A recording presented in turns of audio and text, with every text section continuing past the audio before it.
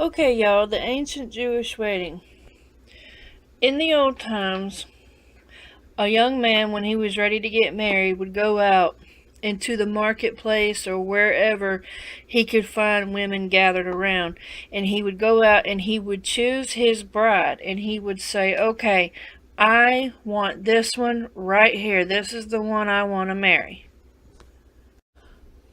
So he would go to the girl's house and meet with her father. And he would give give her father the price for the bride. So whatever price the father determined for that bride, he would have to be willing to pay it. And he would also have to offer gifts as a token of his love and affection to the bride. And once the father of the bride agreed to let this man have his daughter in marriage, the man and wife would come together and they would sign this contract, making vows. The groom actually would make vows to the bride. This is what I'm going to do for you. I promise to keep these vows. And then the bride would accept his cup of wine and drink from his cup of wine to agree to this contract. So the price has been paid. The bride agrees to the contract. She drinks from his cup. And now they separate. The bride and groom will be separated for 1 to 2 years. That's the length of a betrothal. And in an ancient Jewish wedding, the day that the groom left is also the day he will return for his bride. And it can be 1 to 2 years later. In the older weddings, it was 2 years. In the closer to modern weddings, it was 1 year, okay? But back in the old times, it was 2 years between the time they separated and the time the groom would return.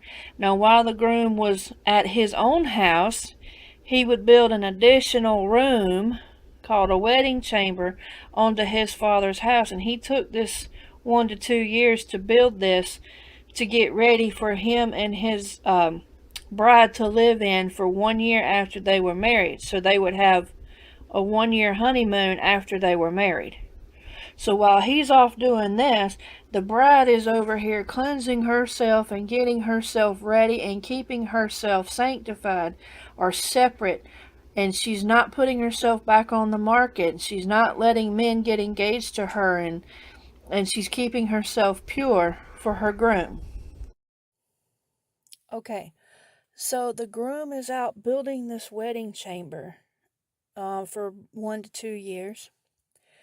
And while he's building this wedding chamber, people would walk by his house and they would see, oh my goodness, somebody's engaged. He's building a wedding chamber. He's getting married.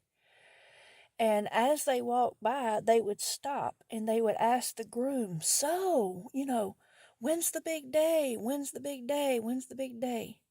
And the groom would answer and he would respond by saying, no man knows the day or the hour but my Father only. Because back then, the father had to approve the wedding chamber before he would allow the groom to go get his bride. Now, this ties in with what Jesus said.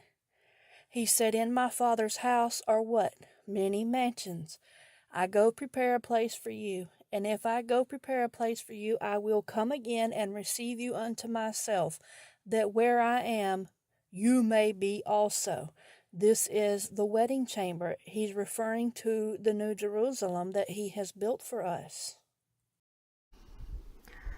So the big day has finally come. The groom is going to get his bride.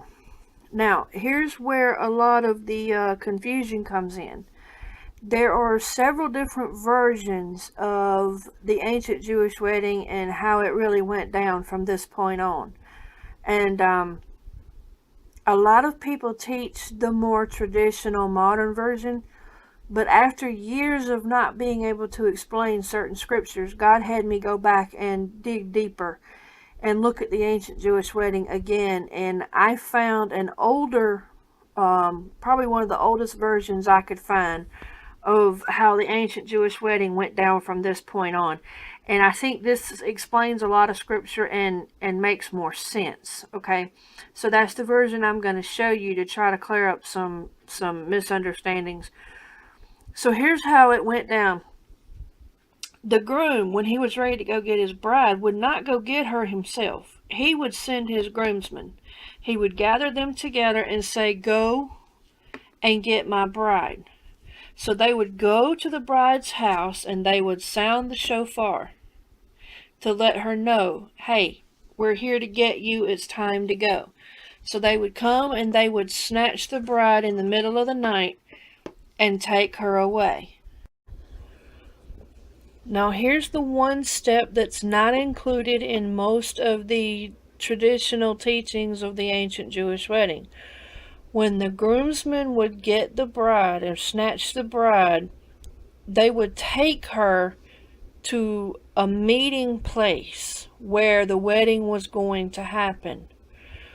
And the bride would sit there and get herself ready and get dressed and wait on the groom to show up. In the other teachings, it was the groom who snatched the bride away from the house, and they immediately went and got married.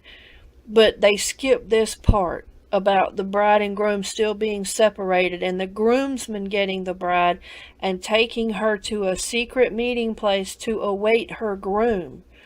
Okay, so she's taken from her home and she's hidden somewhere to wait for the groom to show up at this meeting place where the wedding will happen. Meanwhile, she's getting herself dressed at the meeting place.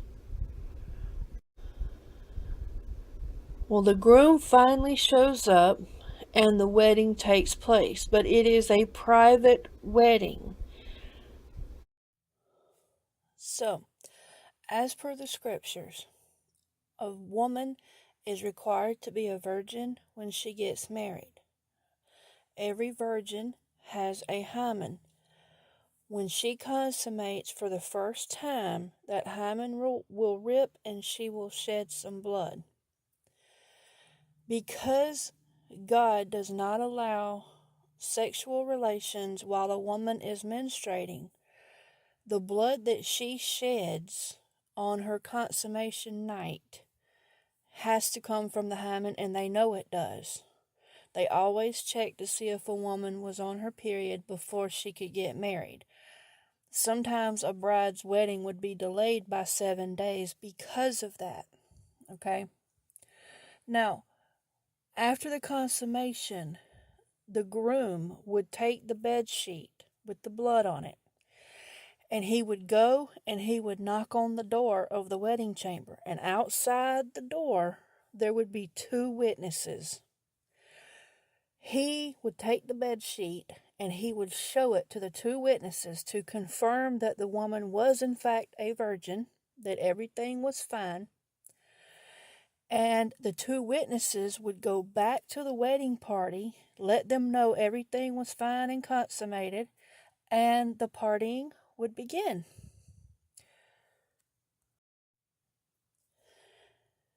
This is why we see 2 witnesses in the book of Revelation. There were also 2 witnesses in the tomb when Jesus resurrected. Those 2 witnesses are Moses and Elijah. God said, "By the mouth of 2 or 3 witnesses, every word shall be established."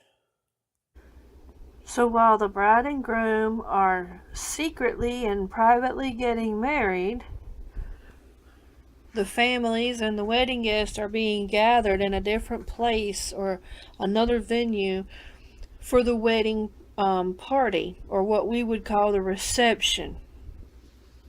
Now, after the marriage ceremony takes place, the bride and groom immediately go back to the groom's house, to this wedding chamber that he built, and there they will consummate their marriage for 7 days. And this party right here, the wedding guests will be partying for 7 days. On the last day of the celebration, the bride and groom will come out of their chamber.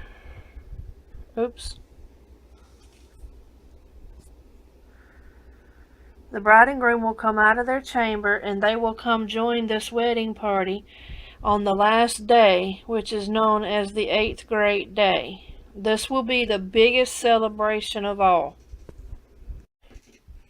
So when I told you about God's holy feast days in Leviticus 23, there were only 7 listed.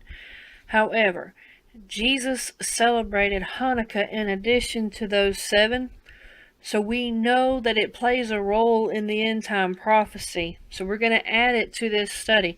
We're going to take the feast days and show you how it pertains to the ancient Jewish wedding. I know most of you have probably already heard this, but I'm also making these videos for people who are new to prophecy, okay? So please bear with me. Hanukkah, known as the Festival of Lights. This is the part of the Jewish wedding where Jesus, the groom, goes out looking for a bride. So when Jesus started his ministry and started looking for his disciples, okay? At Passover, Jesus was crucified. He agreed to pay the bridal price for us. Because the wages of sin is death, Jesus agreed to pay the death penalty for us on our behalf so that we could be saved. Unleavened bread means the bread is not able to rise, okay? Oh, I'm sorry, in Passover we're looking at the angel of death here, okay? Unleavened bread means the bread is unable to rise. After Jesus died on the cross, he could not rise. He descended to the lower parts of the earth.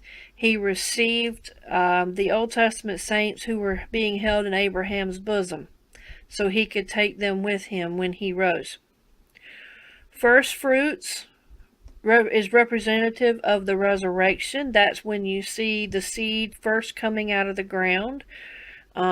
And the plant is starting to grow. It's also part of the harvest cycle, which I'll show you later. Jesus resurrected out of the ground just like a seed would sprout out of the ground when the seed resurrects after a harvest, during a harvest cycle. I'm sorry. So we see parts of the ancient Jewish wedding where he goes out looking for a bride, he picks the one he wants, and he pays the price, okay? We get down here to Jesus resurrecting. The unleavened bread is still part of Jesus paying the price. When Jesus resurrected, it was him keeping his promise in the covenant that he made with us. And when we agree to join in covenant with Jesus, we are agreeing to drink from his cup. Means we're going to have to lay down our lives for the people that we're wanting to save, okay? We can't save them ourselves, but for the people that we're trying to help get saved, okay? Now we come to Pentecost, which represents growth, or the growth of the body, or the growth of a plant, and I'll get more into this when I show you the harvest cycles. As the bride accepts Jesus' sacrifice, the betrothal is complete, which expands the body of Christ. So what you have during Pentecost is that 1 to 2 year betrothal period, okay? It's been almost 2,000 years since Jesus left, and he's getting ready to come back. Those 2,000 years are symbolic of the 2 year betrothal period in the ancient Jewish wedding. Now, we're waiting on the Feast of Trumpets. The trumpet is when the groom would send his groomsmen out to get the bride, and they would blow the trumpet to announce, we're here to get you, let's go.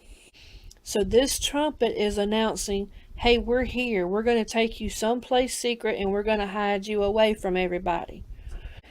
The Day of Atonement is about the blood redemption. When a bride and groom consummate their marriage, the two become one, okay?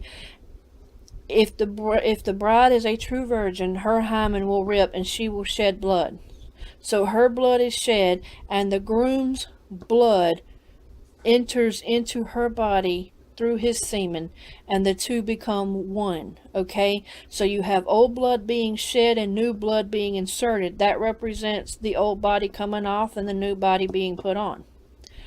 Then you have the Feast of Tabernacles, where the bride and groom have that 7-day wedding celebration where we will celebrate with Jesus for both 7 days and 7 years. Okay? We will also have a 1-year honeymoon, which is represented by the 1,000-year millennial reign. Alright? After this, we go full circle from Hanukkah back to Hanukkah. This Hanukkah, where I show you where I believe we ascend into heaven like Jesus did after his resurrection, this Hanukkah down here is going to represent the circumcision on the 8th day. And I'll show you that with the birth of a child. Okay? So, what conclusions can we draw from the ancient Jewish wedding that Jesus compared his return to? Well, Jesus has already fulfilled the Passover part of the wedding, the unleavened bread, the first fruits, and the Pentecost. He chose us, he made the covenant, he paid the price, and we've been through the betrothal period. What's left is for him to send his groomsmen to announce his coming, the Day of Atonement, where we get new bodies, and then Tabernacles, where we have the wedding feast of the Lamb with him. Now, if we're talking about the end of all things and drawing everything to a close, we can say that the ancient Jewish wedding references in prophecy are pointing us to tabernacles. So once again, not only do we have the judgments that are pointing us to tabernacles, we now have the ancient Jewish wedding also pointing us to tabernacles.